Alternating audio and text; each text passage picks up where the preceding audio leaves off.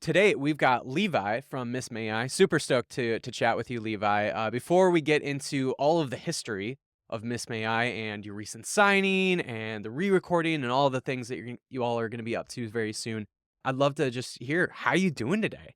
Good, man. Good. Today's been like a day of interviews. So I have all these podcasts and everything today. So I'm amped up. I've been doing dad mode. So talking about the band's nice because I forget we're in a band sometimes. So it's nice to be like, oh That's yeah, right. this is nice. Yeah. Dad right now? Are you like taping and texturing your wall behind you there? This Is that what is you're my doing? Is that like, part of dad wall? yeah, this is like, will be my office. It's been like this for like 2 years. It's like, I'll get to it. It's like, I'll primer it and paint it one day. So yeah. Nice. I mean, if you're in dad mode and band mode, there's not too much time to like actually do home construction, right? Oh my gosh. Yeah. I forget literally until like I'm at the grocery store. Someone's like, new song shit. I'm like, oh yeah, this man. Appreciate that. So It's like, oh, that's right. Well, super stoked to chat about the band's history. I mean, you guys have been around for a while now, like almost not quite 20 years, but you're getting like we're only a couple years away and you're going to be a 20-year-old band, which might be hard to believe. But yeah, I'd love to hear just like how you got maybe into music. So even maybe before the band actually started, like what got you into wanting to play music?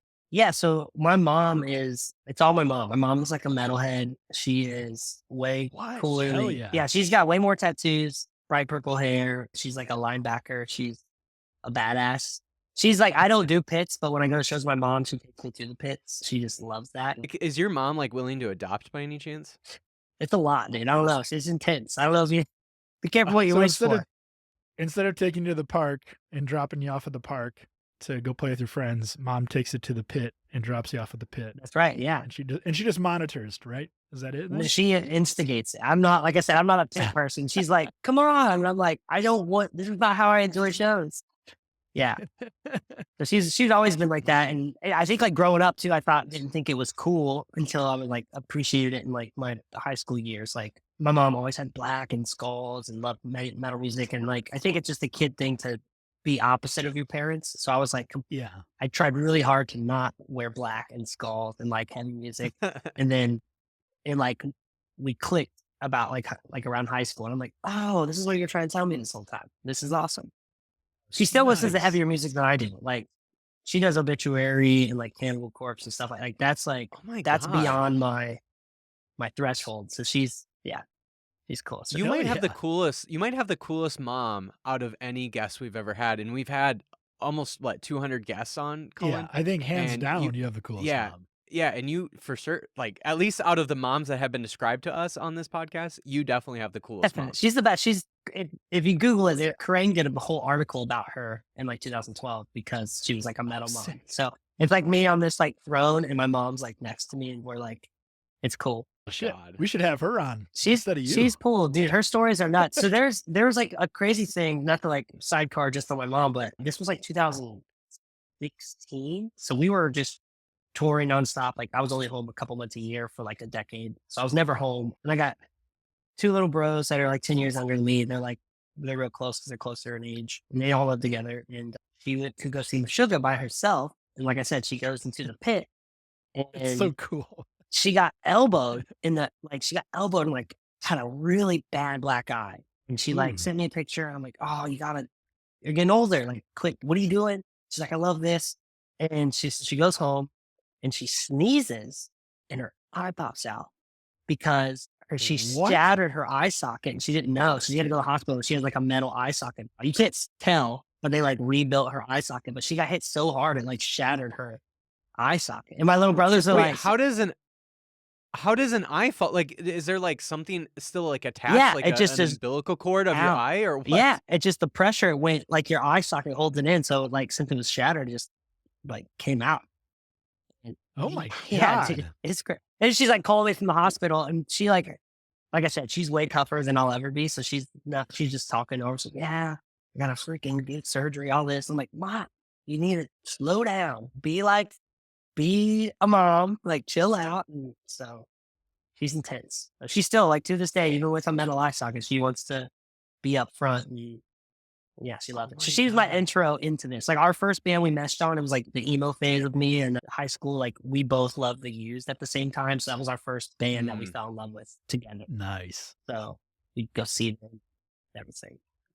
I'm still just trying to imagine the experience of, like, having your eye and, like, you're just holding it, and so all you Well, it can didn't like come see out far. It is just your like, I think it's like, It when came those, out enough. yeah, when those people can like push their eyes out?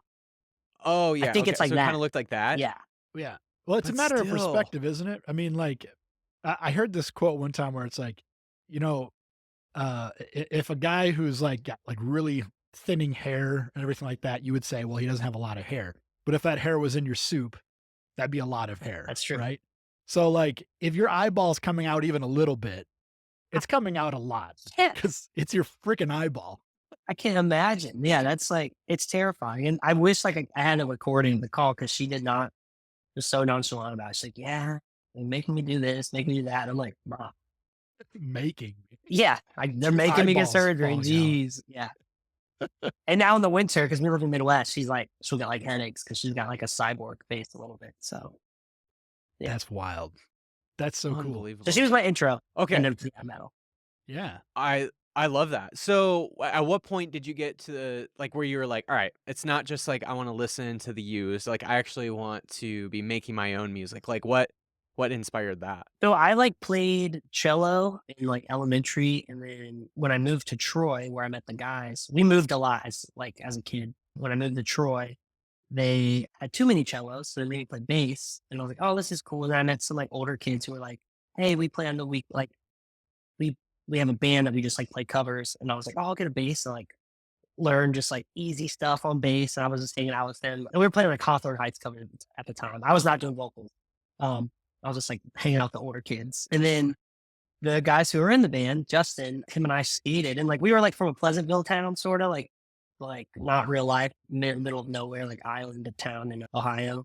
And so like when the lights go out and it's like street lights are on, like everyone goes home and like bedtime. So like there was like something to do at night. So we would like start these bands, and they would just cover bands. And he was like, "Oh, you should come play bass, hang out with us." And I think the first song that I was like, "Oh, I'll try vocals," was like Finch, What Is the Bird? And it has like that Oh, yeah. screaming part. So I didn't know the scream. I was like, I could sort of sing.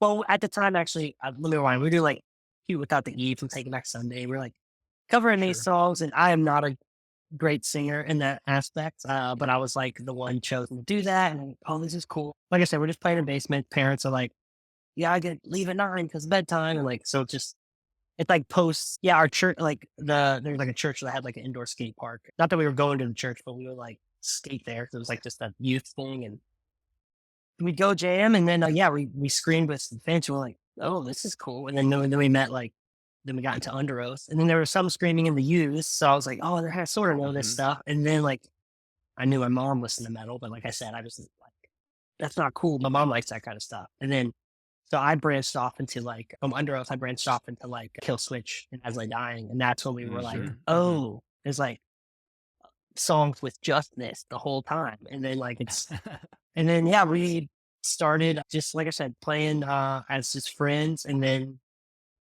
starting liking it. And then we started getting like better players, like older kids that we heard were good guitar players. Like, you want to come jam with us? And we didn't know there was a local scene. Like I didn't know that existed because, like I said, we were like in an island, middle of nowhere, Ohio. Like I didn't know bands got together and played at venues because there wasn't a venue in our town. I just thought it was like you're on MTV and you play arenas, and that's like all there is about bands.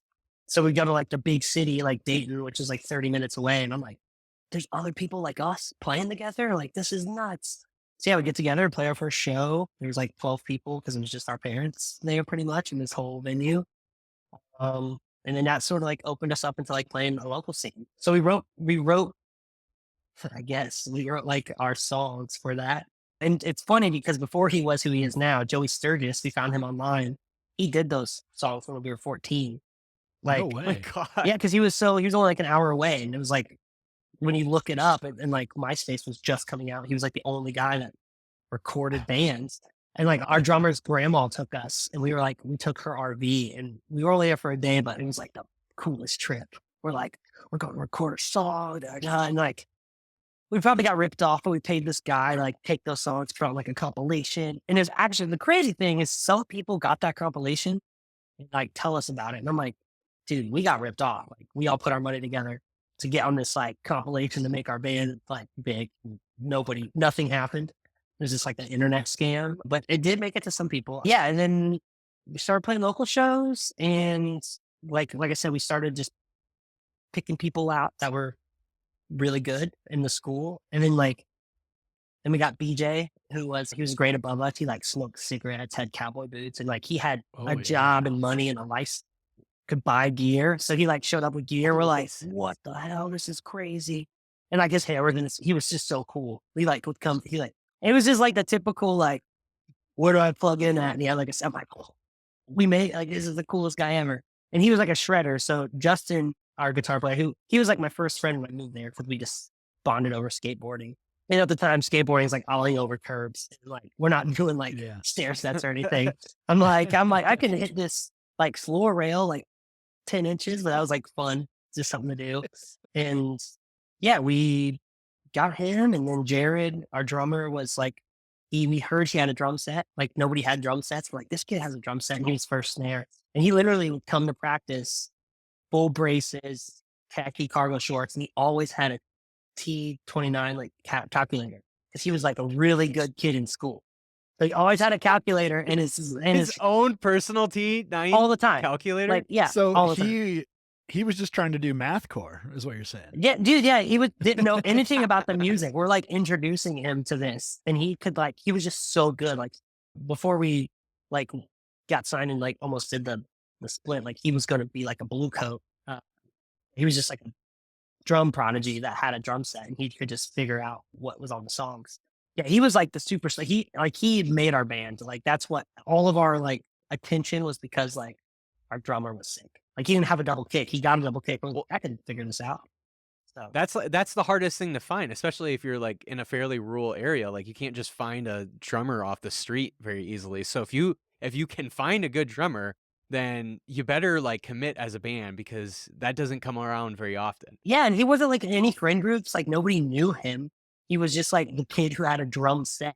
Like we didn't know if he was good or not. We're just like, I've heard he has like he's got cymbals and it's there. Like we should go to his house and play him because he has a drum set. This is crazy. And yeah, so that like formed our band. I imagine him like rolling up like Weird Al in the Riding Dirty Yeah. parody. Well, White nerdy. when your hair like in high school, junior high, like when you're trying to grow your hair out, it like goes like this and then it has that flip up.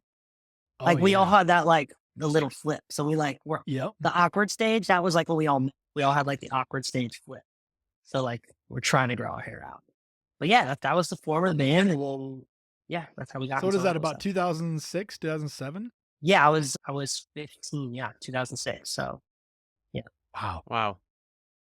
What's interesting is like also around that time in Ohio, there's another band that's popping up called The Devil Wears Prada. And like I'm just curious like what especially in those early years, like I'm sure you guys like were playing at maybe some of those same small shows and stuff, but I'm curious like what that relationship was like very early on. yeah, so since we didn't, like I said, we didn't know local stuff was happening. So like only thing we knew of them, this is pre YouTube too, was just like the videos you would find on the internet of like those cornerstone shows and stuff. And like Yeah. at the time there was like a big spike in like church and youth groups. So like all of events were sort of around, like all youth events were around like churches. So like, you're hanging Yeah. out with kids your age. It's usually sponsored by a church. So like you could go and like we'd go to Cornerstone.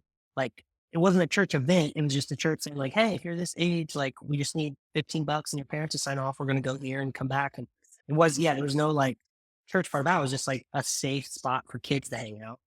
And yeah, I remember going to Ixus, and it was around this time, and this is what really like made me be like, this is really cool. Cause like I said, never went to a metal show other than like my mom taking me to like arena shows of like Rob Zombie and like Marilyn Manson and stuff in like the 90s. Like I only knew arena. I didn't know there was like I didn't know Thousand Cub Caps existed. Cause like, Yeah, especially pre YouTube, there's no videos or proof of that. Like, you know what I mean? It's Right. like, unless you're watching VH1 behind the music, that is like, does not exist. It's the underground. Yeah. It's just underground. Yeah. And Zayo and As Lay Dying were closing the stage, and all my friends were going to see Pillar on the main stage. And like, there's this deep end stage and it's all muddy.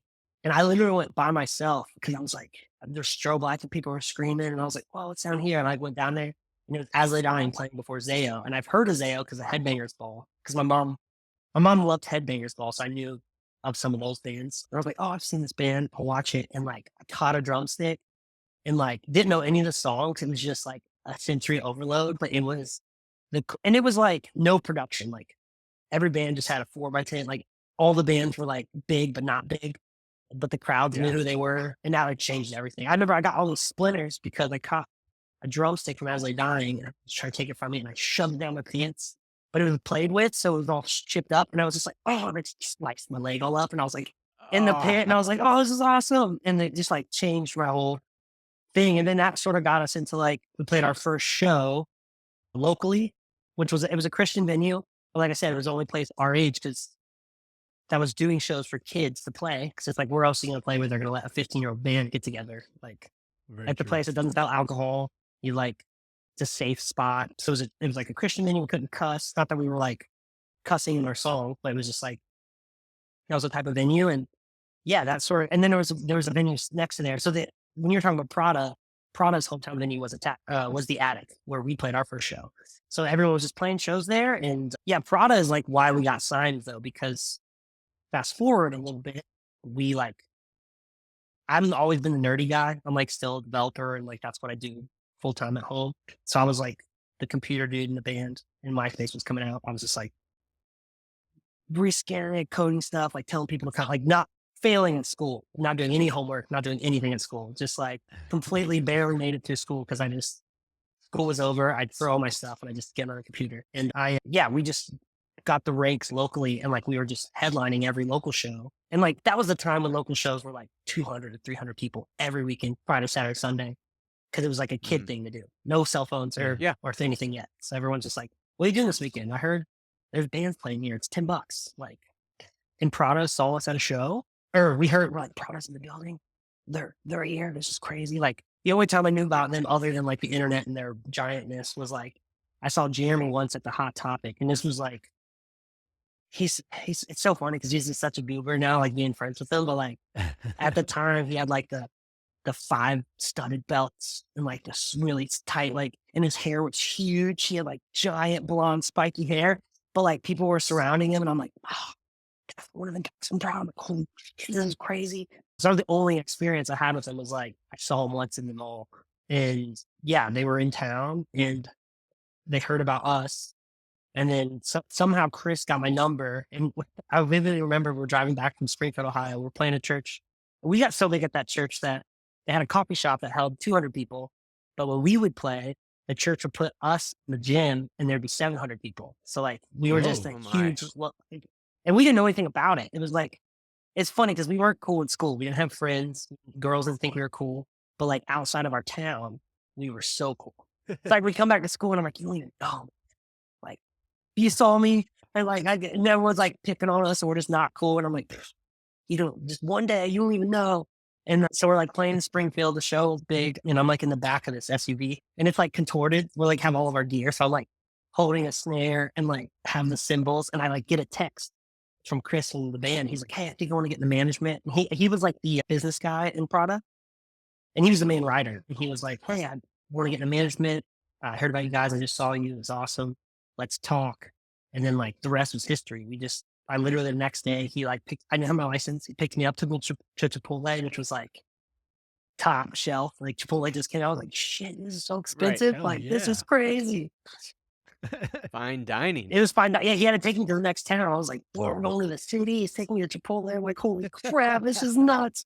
And then he just like sort of helped us and like molded us, told everyone about us. They posted some bulletins about us. And like, it sort of was, we recorded with his friends, which I don't know if you guys know who Tyler Smith is now. He's like a huge producer. He does all he was in Danger Kid, but now he does all the Falling Reverse, I Prevail stuff. Like, that was Chris's roommate. And like, so he was like, he lived in the back room and had like, he knew how to do this stuff. And he learned from Joey. And at the time I was like, some of the tech, like, it was early like digital recording. So it was only like a couple programs. So like, it was like World of Warcraft and like recording. That's like all everybody did. And yeah, we just recorded with him and Chris helped us write some songs and posted about us. And yeah, we did Swing. Yeah, so if everybody looks at our old like team, our team was like Prada's team because Chris is like, hey, you should check these guys out. So we were just like a stamp of approval from them because we never took the band like seriously. Like we didn't think we didn't try to go get signed, or like we really wanted to go to school and just get out of town that way. We were like, that's not for us. So it's sort of just, if it wasn't for him, we were never would have really took it seriously. We were just like, we were like, oh, when we graduate, like we'll stay in touch, we'll go our separate ways. Like Jared's gonna be a blue coat, I'm gonna go to design school. Like we're on new things. Right. Yeah. At what point did you realize like, oh, this is really a thing? Like it got big enough where it was like, okay, like we're doing this. We're gonna like now it could be full time or whatever. And like obviously it's not like you guys are gonna get rich, but it is like something where at some point you had to realize like, okay, like we can't just like be doing a bunch of other like full time jobs around this. Like we actually have to this is our job. Like at what point did it seem like it was that where it wasn't just a hobby, it wasn't just the thing like when you were at Christmas and you're telling your grandpa about what you do and it's not just like a hobby anymore. It's like, no, grandpa, this is my job is to scream in a metal band. Like what point did it what at what point did it feel like that was the career or what point in the career of Miss May I was that? I think until like we really went on tour and played outside of Ohio, we didn't think it was like real. Cause like even until we toured, we never really were weekend warriors. We never did like DIY tours or local band tours because that wasn't on our objectives. So we just literally played within like an hour radius and that was it. Um, Hmm. so we went from that to like, hey, you guys should do this. Like, here's a record deal. And the record deal's like, hey, mom, like these guys from Portland have this company. I'm not going to go to college. Can I sign this thing? And it's like, so it's super sketchy. And like Chris, we like went to Buffalo Wild Wings and all of our parents had to meet the label and Chris and like sign this paperwork because like we're not old enough to sign. And the whole thing's just so sketchy. And everyone's like, I don't know. And I'm like, oh, it's this thing called MySpace and people listen to your band on there. And these guys will put it in stores. And so like, even then we didn't really take it seriously. But we all had this thing of like, hey, after the first tour, well, we could go our separate ways. And like, and I remember there was this guy, Matthew, I just told him all the time, like, he would have the label. I was like, I just want to sell like one box of 4 sleeves of CDs was like 500 CDs. And I'm like, that's all I want. He's like, we're going to sell way more than 500 CDs. And I'm like, no, that's like, my goal is just to sell this box. So our goals are really low. And yeah, our plan was like, we didn't really think it was going to work on the first tour. So we like, we're still planning like, hey, we'll like see how it goes, run the numbers and we'll go home. And then like, I remember we played a routing show on our first tour, which is crazy to think about now. So we were like, our first show was a Chain Reaction on the Artery Foundation tour, and Carnifex and Penny Doom was headlining. And we were so spoiled because we were blowing up on the internet. We didn't really know we were blowing up because, like I said, we're from middle of nowhere. We didn't know what was happening. And we were third, so we weren't even opening the first tour. We were like right in the middle of the package, very spoiled. And we played a routing show in New Mexico at the launch pad, and it like sold out, and all these people were there. And I was like, I think that's so. I literally the first show of like touring, so it's like we only play Ohio, maybe Indiana and Kentucky, maybe some Michigan shows where we like trade with IC Stars and local bands, and then we show up in New Mexico, which none of us had traveled to. Then show sells out, people are losing their mind. We're like, holy shit! Like people know who our band is, and then that was where we're like, I remember coming off that tour, and I was like, I want tattoos. I'm like, we're a real band. Like this, I didn't want any tattoos. I was like such a square. Like I was like, I don't want anything. I want to just go to school, get out of the rut. And right when we got home, I was like, this is nuts. Like we sold so much merch. Like this is like, it's really, and we really did tour nonstop. So I think like after the first tour, we were like, oh, this is, because we were on fire. Even the older bands were like, because we were like 10 years younger than everybody. And they're like, wow, what's that? What damn it, guy? Like, I'm like, I don't know what's happening. Because they're all like death metal guys, and we're like we're just super singing kids. But that's like what we love. Like, Yeah. I'm not ashamed of any of it. I was like, those are my idols. But we were just on its death metal tour. Like, if you look at that old flyer, it's like this corpse, and it's like Impending Doom, Carnifex, all these black metal logos, like Molotov Solution, Conducted from the Grave, and then it's like our like bubbly logo in the middle. And we, May I? yeah, and we crushed. We were playing swing, so we were playing that swing song, and we were just like, and we had purple shirt, like we were playing, like, we had colorful shirts, not black shirts. Like we didn't know what we were doing. We just murdered it, and I was just like, holy crap! Like, yeah. So I think coming home from that, we're like, this could be a thing, and that was like our intro to like shows like that. Like other than like we would sell tickets to open up for bands at the Attic, which was the only venue that was close. Like that was our only other experience with like touring bands. Was like I showed my brides in town, Joplin Cowboys in town. We just hustled tickets to play for us. And then at the same time, Attack was happening. So we were like bros with them. Sure. So we're talking to them like, what are you guys doing? What are you guys doing? So, That's got to help. Yeah. I remember when Apologies Are for the Weak came out and the first music video came out. And myself and a lot of the other alternative music fans in the school that I went to, which was a rural South Dakota school, just like Mason, a lot of the girls were into Miss May I. And so, of course, in order to gain some of the favor with some of the girls, a lot of us dudes were like, well, let's check out Miss May I. And as soon as we pulled up the first music video, we knew why. And it was because of you, man. Your luscious locks just flowing everywhere. I never translated, so I don't know. The girls never came never came full circle. Well, man, I tell you what, you would have done well in the upper Midwest with some of your fans up there if that was what you were into at the time. Married my high school sweetheart, so I probably was just like Hey, I had go. blinders on, so yeah. So, That's a good call. probably could have went another way. You really are like the perfect front man then. I try, guys. I mean, how many people in the scene have completely lost the career because of their weird relationships with the opposite sex? Oh yeah. When all that started coming out, I knew I had a whole list in the back of my mind. I'm like, oh, I know a lot of bad guys. There's a lot of bad stuff's about to happen. Yeah. So good for you. Yeah. Thank you. Yeah. Midwest fortunately, boys. you were just like on the straight and narrow. Yeah. Partly because, you were already like committed to this, I'm sure, a beautiful woman in high school. Yeah. We played a show together on my 16th birthday. She was in another band. We both lost. It was a battle of bands. And it was, there was like an ice storm. Everyone got stuck there. But yeah, that's how she slid into my dance. So all the guys like they wrote their numbers on her drum head. Like they were all hitting on her and I did not. And she slid into my MySpace DMs the next day and literally, you were the one playing hard to get. I didn't even mean to. Like I said, I just had, I'm like, and you'll say Ryan. So Ryan and I like run the band and we're like good cop, bad cop. And I'm literally like the airhead, singer guy. Like there's so much stuff that goes over my head. And Ryan's like, Levi. And I'm like, oh, I didn't even notice. So yeah. But yeah. I love it.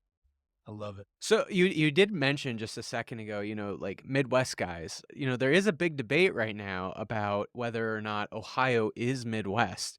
Where do you stand in that debate about whether or not Ohio should count as a Midwestern state? What's the other option? What are they saying? We just East Coast? Like probably more mid-Atlantic, I'm guessing. Oh. Like that you all are culturally closer to like Pennsylvania than you are. Or just Great Lakes region. I've heard that. Yeah. I don't know. I love the Midwest because to me, it's like a heartfelt thing. Like to me, Midwest is more not geographical. It's more like personality and like work ethic and that. So if they took that away from us, I'd be crushed because I'm like, I have a lot of riding on that. Well, you see, from Mason and I's perspective, we're both from South Dakota and we don't feel, at least for me, Mason, I can't speak for you, but I don't feel like a Midwesterner. I feel like a Westerner more than a Midwesterner. No, I feel like, because we grew up on the eastern side of South Dakota, so we grew up like 30 minutes from the Minnesota border.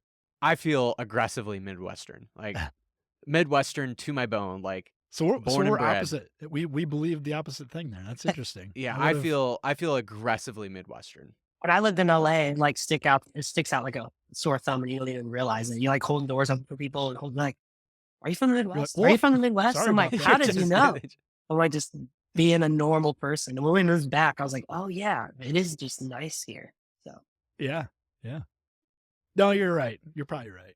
It is a mentality thing, right? It's not necessarily a geographic thing. Yeah, there's a lot of gray, cold days. People power through it. It's like people pull your boots up, put a smile on, like everyone helps everybody. It's definitely it's not easy. I love talking about the weather. Yeah. Yeah. That's all. I love a 30-minute goodbye. Like walk them to the door. Yeah. Big fan of that. Big I don't fan. know, 30 minutes. Is that how it works in Ohio? In South Dakota, it's like at least an hour. Yeah. It's like at least 20 hugs. You like walk them to the door and It's you're like like, one more. Okay, seriously. I love you. See you. It's like it's the opposite of an Irish goodbye. Yeah, it's true. Yeah, right. August the Spring exact Red calls us opposite. NASCAR metal. So August Spring Red has always been like, you guys are just too nice. You guys are like NASCAR metal, just normal guys. And I was like, we've always been really normal. So, NASCAR medal. Interesting. and we love That's an NASCAR. interesting That's the other one. thing. We have like big race car Okay. drivers are fans of ours. And we also love NASCAR. So it's sort of, that doesn't help. Like on Sundays, we will watch the race no matter where we're at. So, That's wild. and the Xfinity crazy. series. So yeah, we do both series. I wouldn't have guessed that Wow. from you guys. It's because of Ryan. None of us grew up on it. Ryan grew up on it. Ryan is like, Ryan's the most hardcore Midwest guy. He thinks he's so cool and Ozzy dying and all this other stuff. Like he tries to be so tough, but he is the softest, sweetest guy through all that S- s- angst. So who do you all root for? What's your NASCAR driver? Man. So it's a tie because they're equal homies. So Blaney and Bubba, which they're rock stars now, but they weren't rock stars. We knew them when they were like kids. They were coming to our shows because they were metalheads. We knew them like through the Xfinity series, and then now they're actually like superstars. And I'm like, Yeah. like, yeah, they come and hang, like, dude, they're like the friends that like we can't take in public because they're like they're like real celebrities. This Right. is nuts. Yeah. Like if So we do go they, out to do eat they with get them, you like infield? Do they Oh, get yeah. you infield tickets when you want and stuff? yeah, we sit on the pit Whoa. anytime. Yeah, we sit right in the pit. And so do you just take like the tour bus, the tour van, or whatever you guys are getting around in? Do you just take that there and then plop it in the middle of the infield? Mhm. and Well, no, we don't pop it. grill out No, the entire time. it's a pain. No, we will sort of hang out with them because like it's funny. All the like goofy sponsors and shit they have, like suckers and gum and like the really top. Their trailers are just everything that's on there. They really have a plethora of. So like I always think of going to see them as like I have like 3 Pepsis and a Gatorade. And I might have a sucker and all this gum. And they're like, do whatever. I'm like, this is awesome. This is your dad every day. And I'm like, kick some ass. And I'm like watching them like. So I just literally, I'm like a kid at a candy store. I'm like watching the race, but I'm more just like eating all their sponsor stuff because like, whatever. They're like burnt out on it. So yeah. And to them, they have their own buses that are like, their budget is obviously like 100 times more than a band's budget. So they're like, oh, I just Sure. bought this bus from the West Coast. I just bought this. And like, check it out. I'm like, I didn't even know they could do this. And it's like there's like a second story and all this stuff transforming out of it. And they're like, because they like really have to live on the road. It's so cool. But yeah, we knew them when they were like in trucks before they like were anybody's. So, especially when that whole That's Trump thing was badass. happening with Bubba. I'm like, I'm a dude. I'm like, what? What are you doing? This is crazy. So yeah. Sick. That is Well, let's talk about the signing to Solid State. Obviously, a little bit of a transition for you all in your career. I mentioned before that Cullen and I are lifelong Solid State fans, and so we're super stoked about the signing. But yeah, I'd love to just hear the story around signing to Solid State. Yeah, so when our contract was up, so every time our contract's up, we don't like leave labels because of anything. It's mainly me and Ryan. We're like so AD that we just need something like I think, especially for our band to be around as long as it's been, like we just have to mix it up because like it just will feel like work. So like pretty much every time a contract's up, it's like working into people. It's fun to have like a new perspective, a new approach, because then we can bring what we learned from the previous label over and like just keep building onto this thing. And everything's pretty much always the same, like especially nowadays in the digital age. It's not like one's better than the other.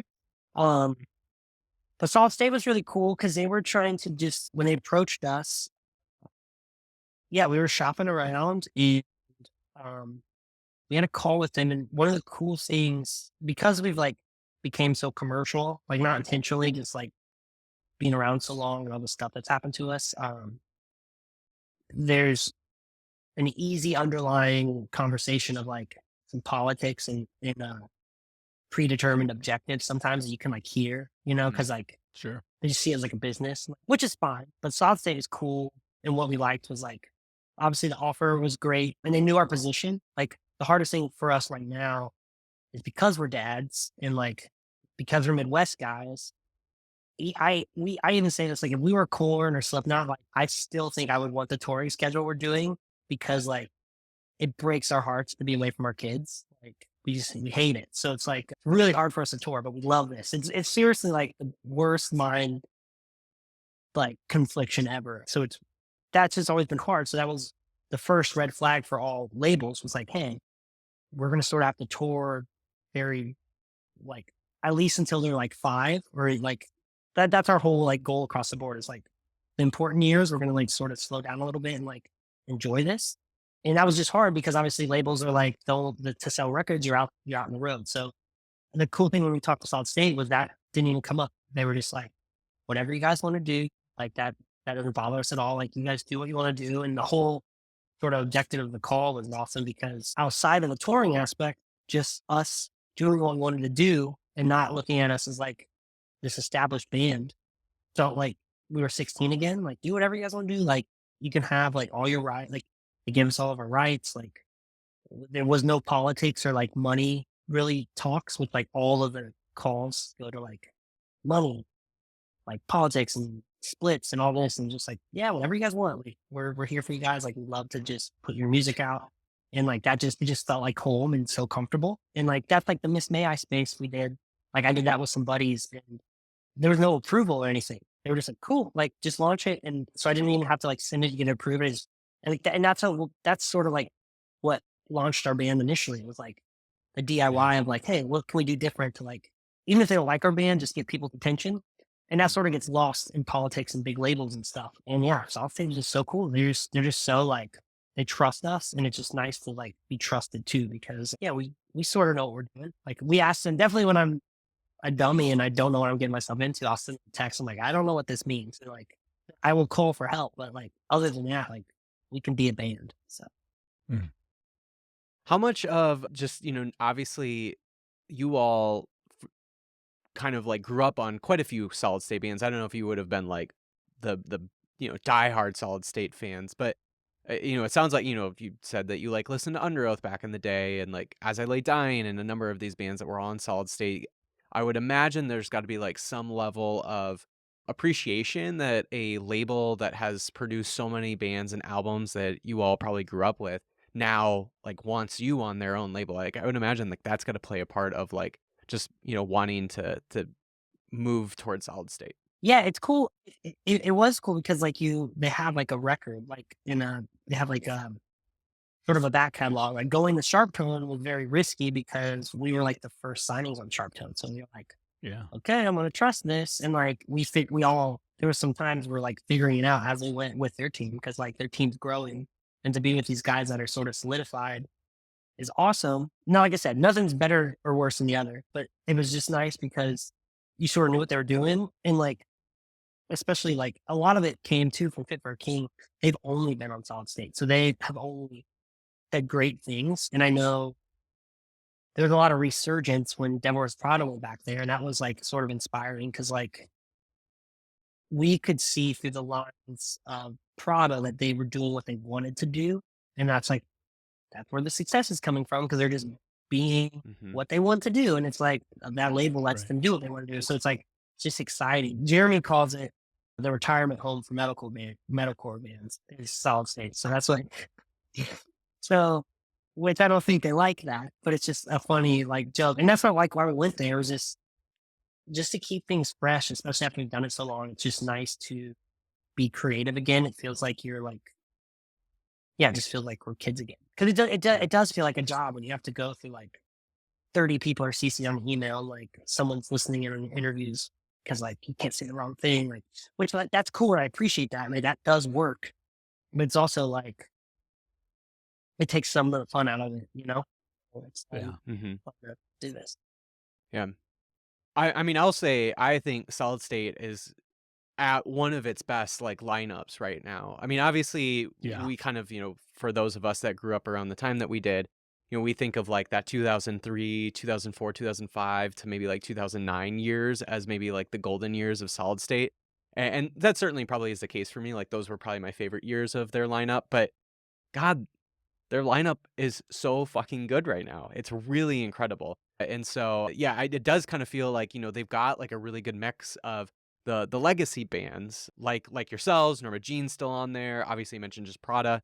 But then they also have a really good mix of some younger bands too that are kind of new on the scene and are also incredible bands. They might not be quite as popular. They certainly don't have quite the legacy that you all have, but they're still really good bands. And so there's a really good mix right now. Oh yeah, for sure. I feel so like such a noob because like I never, you were saying like solid state bands, you were listing them. Like I never looked at labels growing up and listening to bands. So like you just saying Isley Dying, I never knew Isley Dying was on solid state once. Like I Yeah. never, the only time I got into like a label like kick in my life, I remember was, and it's just because I wanted the t-shirt. Didn't even care about the label. I always wanted a Ferret Music t-shirt.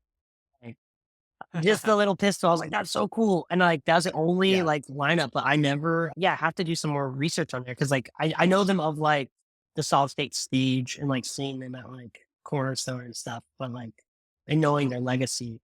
But yeah, I think they say the same thing. They think their lineup right now, and I know their lineup right now. It's just their team too is just so cool. It's just such a creative, collaborative call, and everyone is just so punk rock. Like some of the calls like will be 10 minutes of actual business, and then like 40 minutes of just talking about like food or just Just kids. hang. Yeah, and it's cool. It feels like you're just figuring out still, like just having fun. Like it's an art thing, not so much invested into Mhm. it. So. Yeah. Love that. Love That that. is the way to go Uh, if you can. let's talk about the re-recording. This is kind of got to be like a really cool opportunity for you all to re-record your guys' first album. What's that process like, or what maybe even inspired that? Like, what was the reason why you even all wanted to re-record an entire album? I would imagine like you put blood, sweat, and tears into that 15 plus years ago. What's the reasoning to re-record it? So like it was really weird. We almost did this with Monument, and it didn't come full circle, and we really were bummed about it. And so when this was coming up, we always knew something was special about Apologies because, like, even to this day, it's either you have the lion symbol tattooed on you, or you have like a Apologies tattoo, or like an Apologies Yeah. sleeve. Mm. There's maybe some stuff sprinkled in between, but that's the general consensus. And that album just really just changed our lives. Like other albums did certain things for our career, but that album was like the crazy one. So when it came back, it was in talks. And then, so the cool little cherries that really pushed it across the edge was like Ryan's not on the original. That was exciting to like sort of put Ryan on a version. And then to not just do a re-release, because like we wouldn't have done it if it was just a re-recording. We had to have the guest vocals because like it goes to us, like, which it hurts us more than it helps us, but to try to just do something different, like just because everything's just so repetitive, like at least to me, like entertainment. So I was like, if we're like, there's a million re-recordings or remasters, which is awesome, but I was like, how can we make it different? And we've never really had guest vocals. And I brought it up to everybody, and they immediately were like, there's no way that'll be like such a headache. Da, da, da. And I had like 2 days. I'm like, give me till the end of give me till next week. I'll figure it out. And so over the weekend, I literally got everyone who's on there texted me back immediately and was like, anything you need, man, like I'll get to you next week. And like the label and management were blown away because they're just like, oh my God, like we didn't think this would happen. And they all did it for like pro bono, like they're just homies. And like, it Hell didn't yeah. cost us anything. Like other than like some guys had to like travel to the studio. We rented out studio, which was like 30 minutes. But like other than that, Yeah. nobody asked for any compensation. They were all just friends. Like it really, and like we didn't approach it as a re-recording. We told them like, and I still like, I wish we could have put this in the lining instead of retracts, but like it really was like a celebration. We just wanted to celebrate the album. Like I wanted like a party mix of like, well, I didn't, there, and I told everyone like, there's no music videos or photos, like just a celebration, and just we put it out there. Um, and yeah, everyone was so like, nobody said anything. Like there was no negotiations or anything. Like it was all homies, and that is what really made us like want to do it. And then it was really scary because we thought we were gonna. This has also happened in the past where people have done this and people hated it. So that was like terrifying. And I think until we were in the studio, I remember doing the first track and like it all meshed. I was like, oh, we made the right decision. Because I don't even go back and revisit our old albums. So like a lot of the songs I haven't listened to in like 10 years. I'm like, crap. Like I don't even know what I'm saying. I'm like looking up the lyrics while I'm doing the songs, but it was cool. That is cool.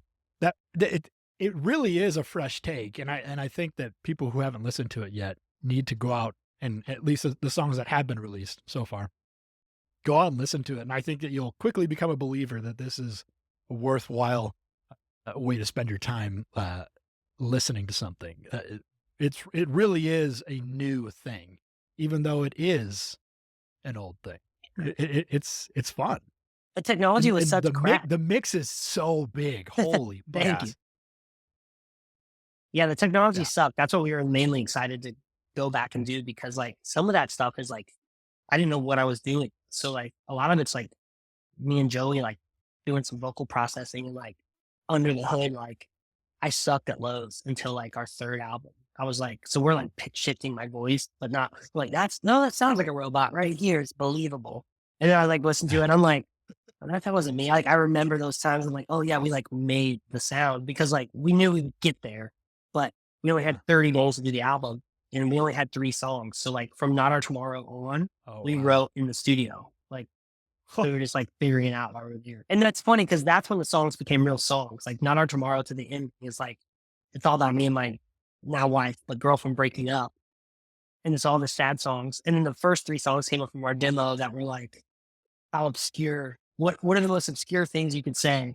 Because we like just loved Black Dahlia and As Blood Runs Black. We're like, the songs had some underlying meaning, but it mainly was like, doesn't this look sick on a shirt? Like, just say it. And you're like, well, yeah. So, Are you guys gonna do like the like Taylor Swift's version, or like Taylor's version? Are you gonna do like the Miss May I version, like logo, and I could like put that on my like as a bumper sticker? That'd be nice. that wasn't the running. We almost did a Miss May I version, like, because we didn't know what to call it, because we didn't want to call it Mastered. We wanted to call it like Celebrate, like, yeah, but there was a for a second, there was a Miss May I version, because like, I like the queso. I like the cheese and the theatric stuff. So if it was up to me, I'd full throttle the cheese ball stuff. Because I think I love the entertainment of it. I'm like, that's so fun. But then honestly, I just hit the brakes a little bit. So yeah. Well, maybe like a really diehard fan can make that like logo with the with the like Taylor Swift font and everything. Somebody will do it. You just wait. Yes.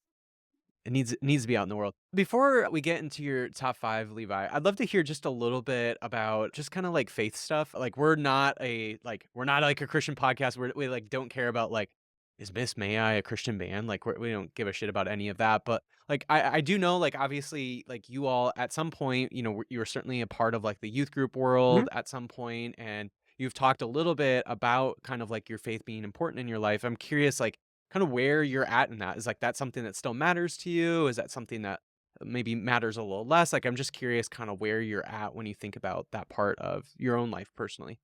Yeah, I would say post pandemic. So yeah, I like went into youth group and went to church on my own. My mom, that's not like it's something my mom's into. She's not into it, but she had like church trauma that you hear about like from growing up. Like that was her. She was like a West Virginia girl group. She has like some crazy stories. So she wasn't into that when she got older. So she never really put that on me. But even before I lived in Troy, I lived in an even smaller town that we only had a soda machine and a church. There's no sidewalks. And I like went to that church and I went to youth group like all through junior high and elementary before I moved to Troy.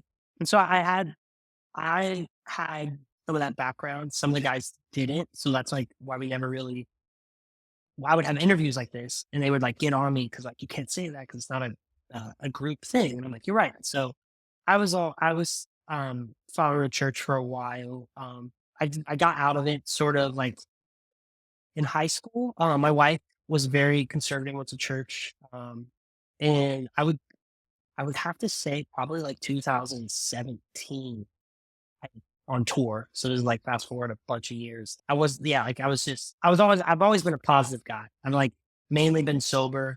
Had my like weed days through living in California and then coming back. Like it was happening to everybody, go to California. From 2017, like I went through a really hard time and then pandemic did not help. And I came out like, I think now more than ever in my life, I'm like the most spiritual person I've ever been. I'm like, that's all the podcasts and everything I listen to. It's just, it's sort of a not religious base. That's just where I'm at in my life now, to where I can't pick a religion.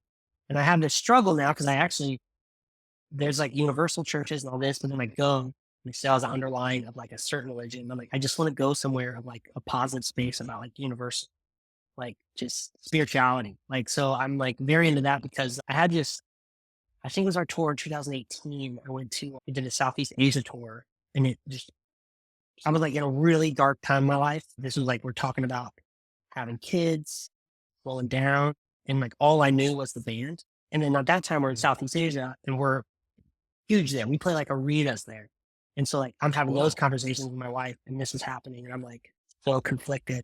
And the guide who was with us, wow, we're gonna get deep on this for a second. The guide who was with us, Love it. me and him are super close, even to this day. His name's Nadeem. Shout out Nadeem. A lot of people, he's the best. If you go to Asia, he's your guy.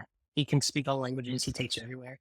And he knew I was having this hard time, this confliction. So he would like me and him would bulk together and like we would spend a lot of time together because he used to be Muslim, but he was just a spiritual guy. And yeah, he was just talking me through it. And then we would just go on these like jungle walks. I tried like I don't know how to not stress. So I like do the deprivation tanks, but I don't know how to like relax. I can't meditate stuff. It just doesn't work. So I have to like force it and like do a deprivation tank and it's like I puke out all my emotions. So that was my first time I did like psychedelics with him. And he was just teaching me to chill, like really like think about the answer, like what you want to do. And that just opened my mind to like really believing like that there's something greater going on. And then it also opened my mind to where like, I don't think anyone has the answers because it's bigger than the answers. So that's why it's really hard for me to like put my feet down or like get in a group. But I actually long for that more than anything because I just want to talk about it and like dig deep with people. So it's a confliction now being so spiritual in my life because I don't know where to go because it's like everything is like got corporate or has like a structure. And I'm like, you can't put a structure on it because it ruins it. I'm trying to find the right thing. Yeah, like I'm like, that's why I just did like a 1,060 days of like, I broke the streak. It was 1,068 of running. So I did like 2 miles a day. I was like trying to just meditate and run and just really, just trying to, I'm doing everything I can to like, I'm becoming more self-aware and spiritual. And now I'm like 3 weeks, I'm doing like a sober detox right now. I'm really just trying to like figure that out. And it has been like the best journey. So I'd probably say from like 2019 through the pandemic to like today, I'm the most spiritual I've ever been because I like believe in it. Like it was always a question and I woke down in Asia and I did some psychedelics and I was just like, I just needed like some answers, you know? And I never was a psychedelic person prior to that. Like, not saying you have to do that, but that's like what really pushed me. And like, I was a skeptic and that like, even going into that, I'm like, you're not going to make me see shit. You're not going to make me feel stuff. And I was like, okay, Right. this was crazy. And I just have so many guards up, I think, because like childhood was rough. So I have so many guards. That's my long answer, guys. That's my therapy answer for you guys. No, we like it. That's we cool. like it. That's an interesting journey. And it's a journey that probably has no real end to it. And I love that. Which is ideally. Yeah. Ideal. Yeah. Yeah. And I'm just digging deep. Yeah. I dig Love it. that. Yeah, I'm in like the theology world, and I have a number of friends who are scholars, and there's a few of them that are actually doing a lot of research right now on psychedelics and spirituality, and it's so fascinating. Some of the like research and studies that are coming out that they're a part of. It's really cool. So anyway, there's like so much that's coming out of that world right now around like psychedelics in general, and it's like its capacities to heal, but specifically around like religious trauma or like just generally like spiritual life and psychedelics. It's like amazing, like some of the things that are coming out right now. So anyway, that's really cool that like that's something that was really meaningful and impactful for you. It is, yeah. And like I said, I would love to. Now as having kids, I want them to like have a head start on that feeling. So that's why I'm always looking for like churches and stuff. And like my in-laws go to church, but I'm like, it's not like I'll try to take them, and I'm like, that's not what I'm trying to get across. Like, it's hard to find what I'm trying to get across.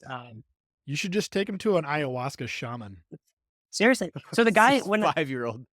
So to get in the details, like I did, like my friend walked me through it, but we got a shaman to deliver like DMT, and that's like what I did. And what made it real emotional for me to not just be like, oh, I got high. He was like, okay, did you do your thing whenever it lasted like 10 minutes? I was like, yeah, it was crazy. And he was like, okay, like look it up online. Like, and he just told me prior, he's like, don't do any research, now do some research.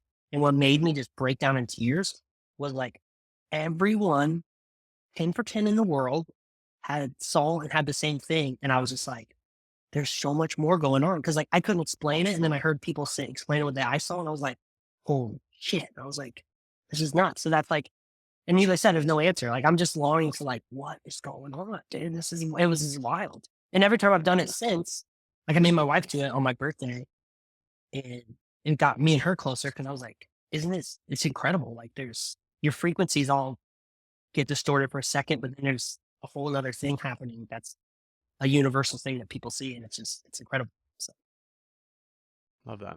Love it. that's my what's up, dude? That's my thing. All right, Levi, you ready for your top 5 most influential albums? Yes, let's do it. So All right, let's do it. So, any order, however you like it. Maybe you want to do it chronologically. Maybe you actually have a specific order where it's like, this is my top, like, most influential album or whatever. But however you want to do it, but start wherever you want. okay, so yeah, I would say like what got me into music, and like I said earlier, like just me and my mom connecting and just like sort of realizing what she was trying to tell me was like heavy music and just music in general was it was the Used album, the second Used album might be titled it's self-titled. It has the Boxing Shop Objects on it. Yeah, I don't remember The Used, them yeah, all self-titled. in order. Yeah. Okay. So So yeah. it was their first one.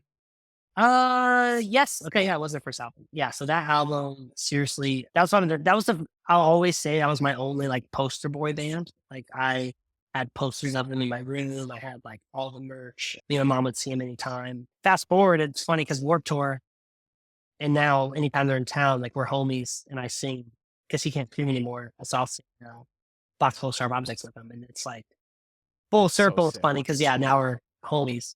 It was like on Yeah. Warped Tour, he's like, hey, can you sing this for me? I'm like, yeah, I've been singing that since I was 13. I'm like, I got you. Isn't that the weirdest thing in the world of like, I think about it as like, Cullen and I are from small town South Dakota.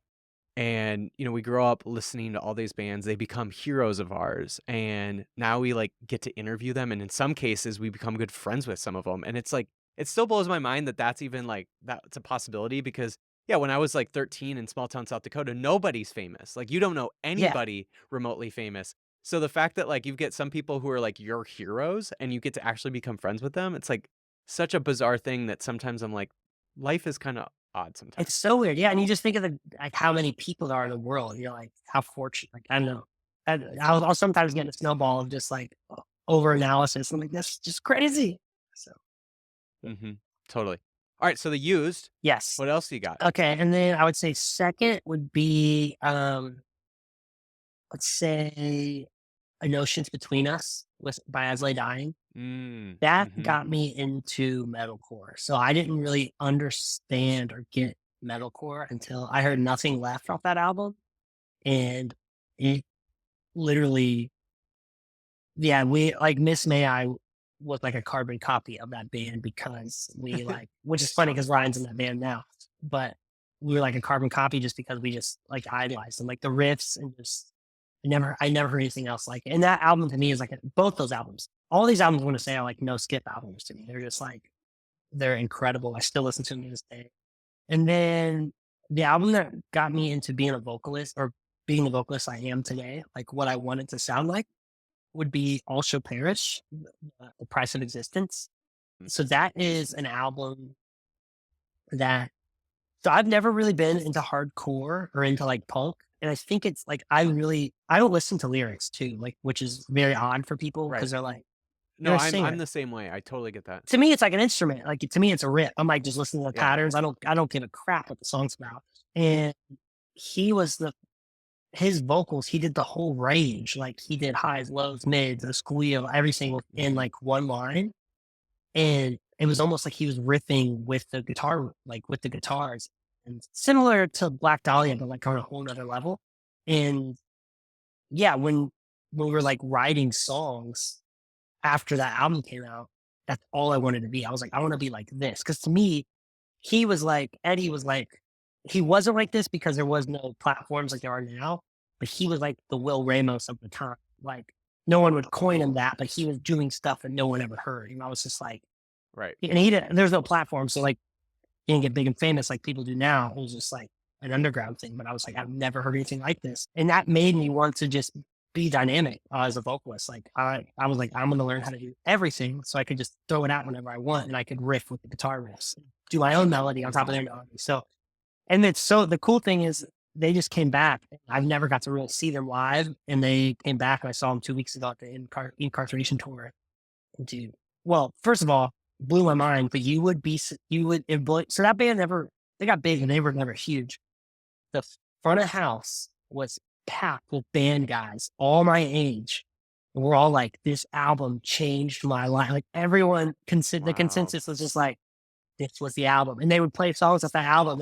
And it was just like 40 band guys, just like I literally drove all the way there to see them play. So yeah, that So album, they're like the band's band kind of thing. yes, for sure. And my age group, that was the thing too. It's like, obviously there's a ton of bands at the festival, but it was all my age group, all my homies. And it's people I didn't even know listen to that like album. And we're just like, dude, this album? And we're just like, that cowbell or that riff. We're just like, oh, and they would just play. We're like, and if they were so good live. And Eddie got me, so my wife was tattooing. Sorry, Eddie snuck me in. So me and Eddie are homies now because he like snuck me in my artist pass and hung out. And it's just the funny full circle thing, just like Bert. Because I'm like, dude, I picked up a mic because of you. And because I see him in Suicide Silence all the time, which like I love Suicide. But to see him in Awesome Paris, I was like, that's my jam. So, and then, so I would say, okay, now we're going to get a little sad, Nemo on this one, but I would say Ohio's for Lovers really was a huge album for me because the guitar player, Micah Carley, he was from Troy. Which is nuts because we used to, this is weird, so don't think we're freaks, but we knew where he lived and like where his like house, and he still lived with his mom. Like when they blew up, he still lived at his mom's house, and their trash can would have guitar boxes and guitar strings and all this stuff because he was just like, when they were huge, like 5 semi trucks plus, and they were coming from small town Troy, and there's like the whole town was shut down. You're like, what? Hawthorne Heights.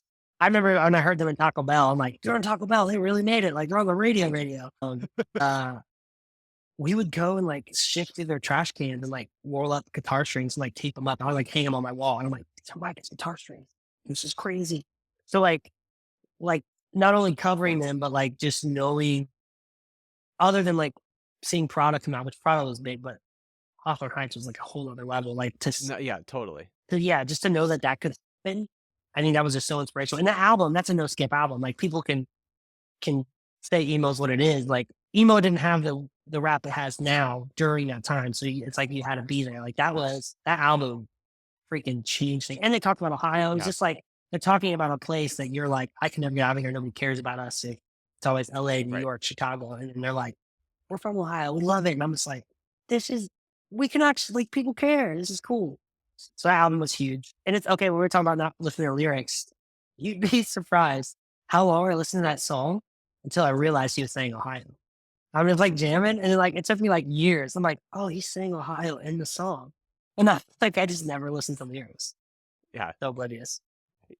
Yeah, I'm the same exact way. Like I suck at karaoke almost for that reason, because I'm like, I've listened to this song maybe thousands of times and I'm just realizing right now what the actual lyrics are.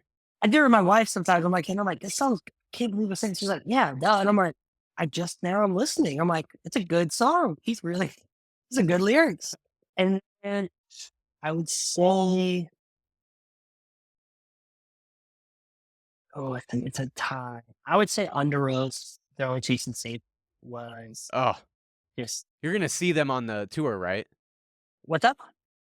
You're going to see them on their Chasing Safety tour, right? I didn't know they were doing Chasing Safety tour. Is this announced? What? No. Yes. No, I did not know. I will definitely go. Oh, okay.